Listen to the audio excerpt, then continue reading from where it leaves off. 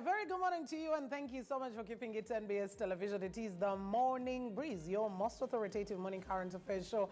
And of course, it's a Friday. Yeah, we're already in November, and we can count down the days. Today is what, 6th, 7th, or something like that? The month is keep rotating, I would say. But it's been quite a busy one, so to say. Tanzania went to say, I will support the constitution, uphold it. After that chaotic election and a lot of demonstrations that did come through in Tanzania, Samia Suluhu Hassan was sworn in. In Uganda, we are still at it when it does come to the floods. Hamis Chigundu has been asked to halt, remove all debris, remove everything else that is coming in. That did cause a lot of pain to the traders after their shops did flood out, losing a lot more of their property. Coming next week, 10th, of course, we're gearing up for the members of parliament starting off their campaigns. The presidential campaign trail is still on. But above all, Zora and Mamdani made Ugandans very, very proud. For everyone who made a post without putting anything concerning Uganda, Ugandans had to definitely roast you. And I did like that article written by the BBC, One of Us, and they put it in quotes, of course, looking at the excitement that Ugandans did have. Zora and Mamdani did get the New York mayoral seat right there. Well, that and much more is what we'll be paying attention to this very morning because we have quite a lot to discuss, and I would like to introduce to you my panel, which is constituted right about now. On my immediate right is the Deputy Executive Director of the African Institute for Investigative Journalism and also a senior journalist, Raymond Katam-Juni. A very good morning to you, Raymond. Thank you so much, Mildred. I will furnish you a new title really soon. Oh, really? There's a new one coming through. Please, you should have said, you should have whispered. It feels like the peeps in the army. Thank you so much for having me. I am here for my quarterly appearance, as I always do. No, it's no longer quarterly. This is the final quarter of the year, and here I am. Not at all. I don't think so. That we broke that record. Really? Broke it, yeah. I look forward. We broke it. And of course, Hoima City East, particularly, is well represented. John Waman Yakutaga, a very good morning to you, and it's a pleasure having you on the Media Roundtable. Thank you, Mildred. I'm humbled to be here, but also Raymond's talking about his KPI, his quarterly KPI. For me, it's my debut. That's what he always says. For you, it's your debut. For me, it's my debut. So yeah, it is his debut. Goodness. So welcome. Mildred, all these 7 years, never invited me to sit on her panel here, but I'm excited to be here. But at least I kept having you. We kept having you on NBS Sport, definitely. We niched you into there for getting that. I mean, a journalist, we always taught you have to have something about everything. It's never about one thing about. And of course, we do have Simon Muyanga Lutaya, who is also joining us. He's not just a senior journalist, but he's also gotten into training the next breed of journalists, sitting next to the grandparents, I would say. A very good morning to you, Sir Simon. How are you, my dear? Thank you for inviting me once again. I'm happy to see my friends.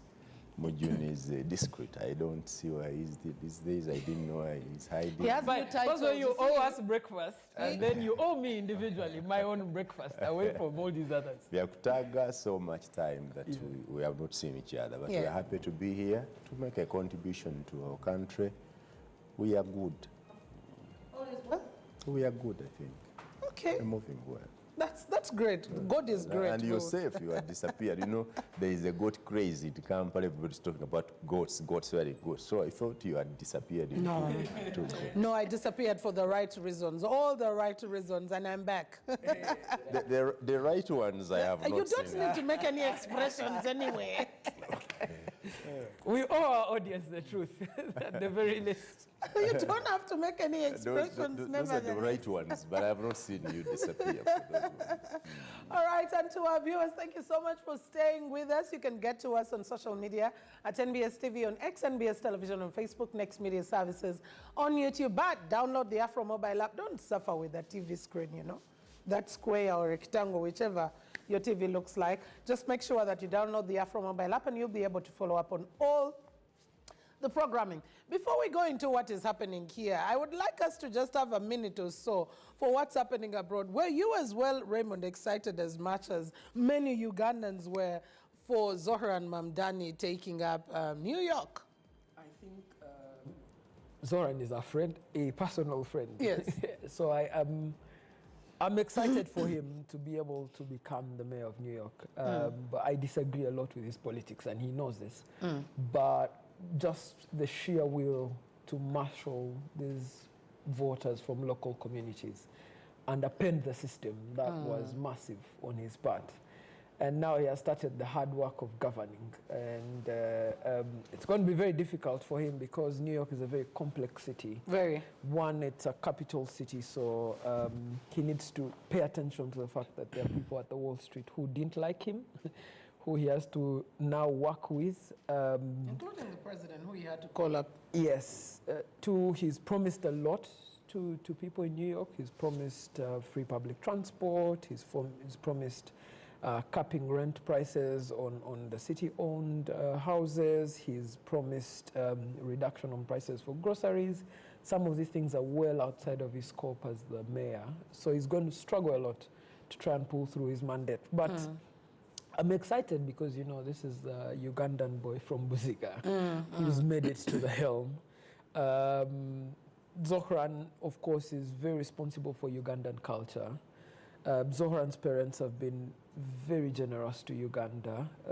Mahmoud Mamdani, his father, has taught at Mackay University, authored a string of books, paid a lot of work to intellectual labor here. Zohran's mother is also responsible for the famous Queen of Katwe. Yeah, sure. A lot of the arts that happened at the National Theatre, early 2011s onwards, were funded by her directly. So his family has paid a great tribute to Uganda, and you can't take away the Ugandan in him. It's impossible. He was born here, he's married here. About being buried here, we will see.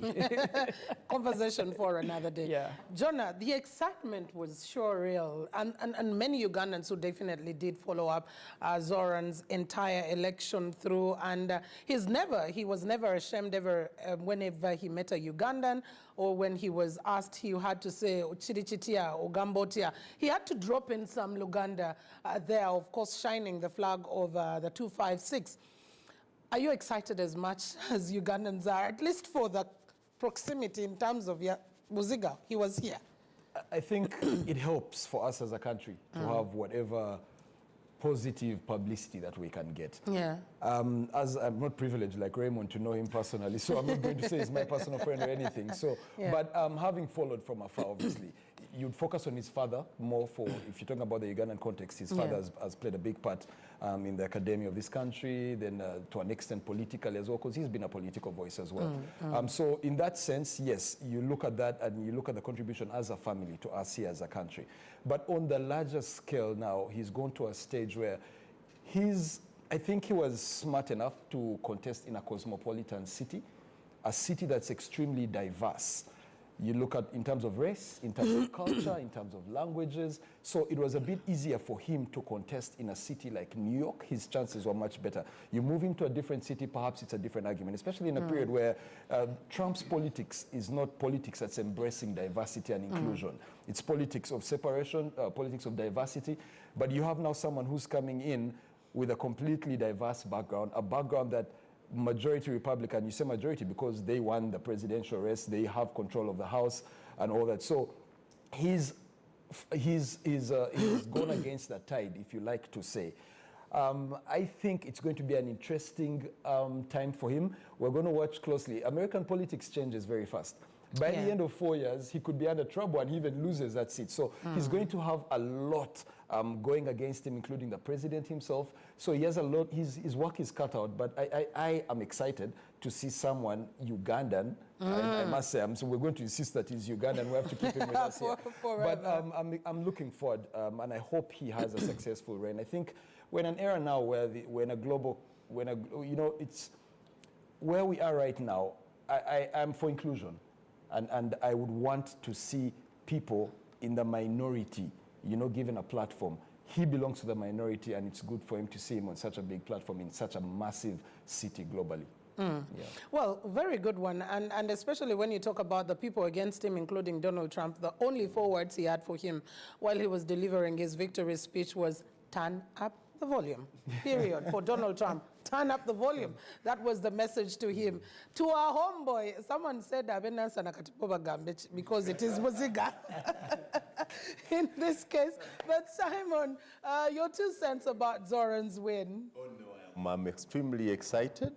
Very excited for 2 reasons. One, you saw NBS telling us